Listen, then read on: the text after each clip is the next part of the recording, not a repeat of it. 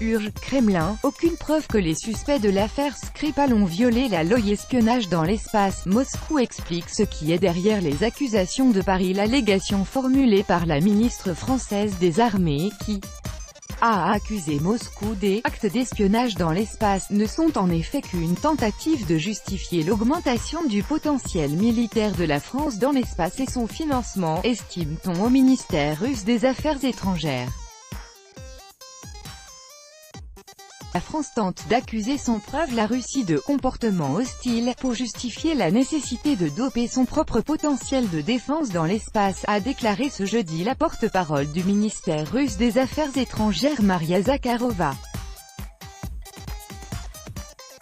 C'est avec perplexité et déception que nous avons pris connaissance de l'intervention de la ministre française des Armées, Florence Parly, faite le 7 septembre au Centre national d'études spatiales, et comportant des accusations injustifiées de la Russie de comportement hostile dans l'espace.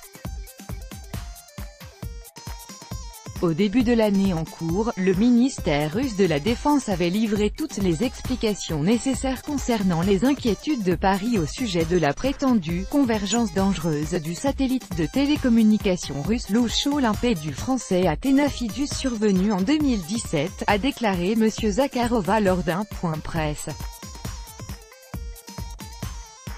Et de souligner que la Russie considérait cet incident comme clos.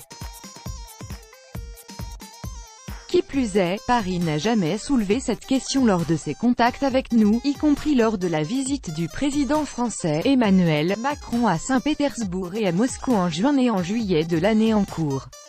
Il est particulièrement triste que la partie française essaie d'utiliser cette argumentation trop subtile pour fonder la nécessité d'accumuler du potentiel de défense dans l'espace et de l'octroi du financement approprié, a-t-elle souligné.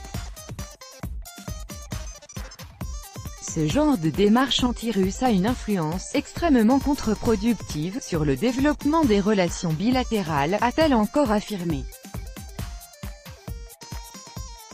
Et d'insister sur le fait que la Russie prônait l'exploration spatiale et l'utilisation de l'espace à des fins purement pacifiques.